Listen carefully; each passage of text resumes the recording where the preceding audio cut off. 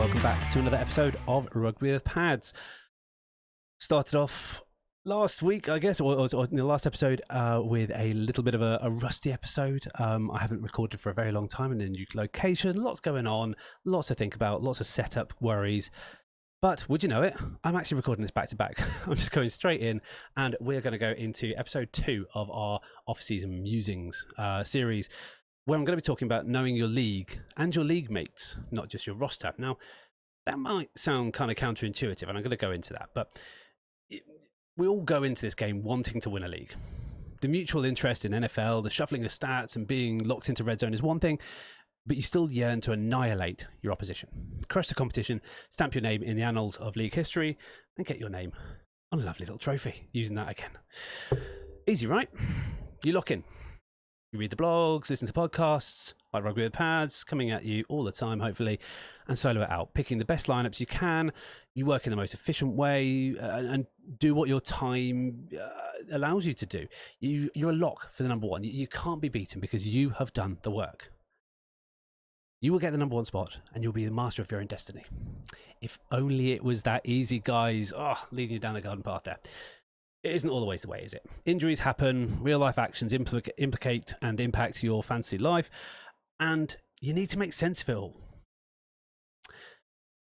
What's more, that guy who barely changed their team all year is making a late season run in week 12 and has priority over you on the waiver wire. Oh, and that handcuff RB you needed, it's all there, and it's rightfully yours, but he's going to take it.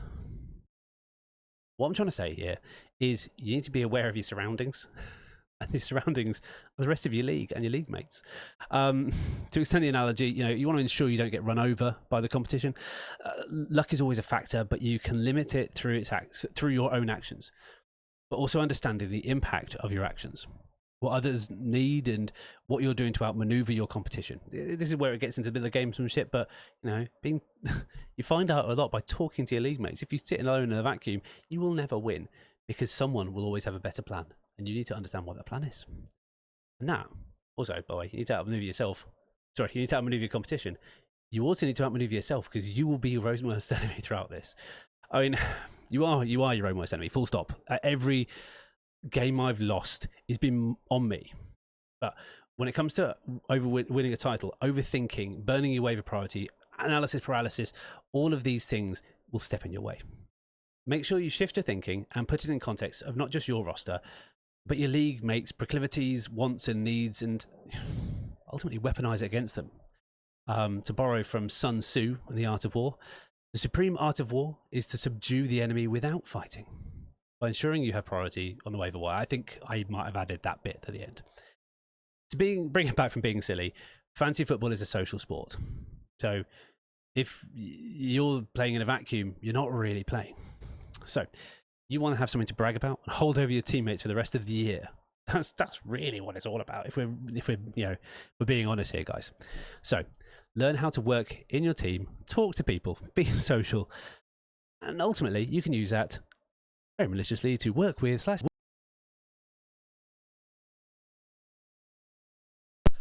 Thank you for listening to this little speck of insight. Hopefully you like this series and there'll be more coming.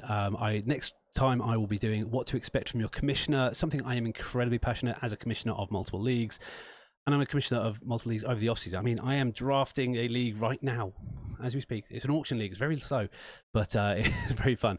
Anywho, thanks very much for listening. As always, you can follow me on all the socials at Rugby with Pads. I will be doing more on there. You can support the show, rugbywithpads.com. It takes you to buy me a coffee. There's Patreon-like stuff. You can buy merch, all kinds of stuff. I'll be launching new merch for the new season as well.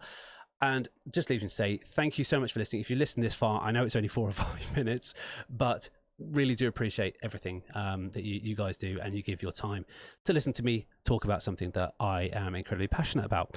Thank you so much. And again, it's a little bit too early. The season hasn't started yet, but I'll see you all in the virtual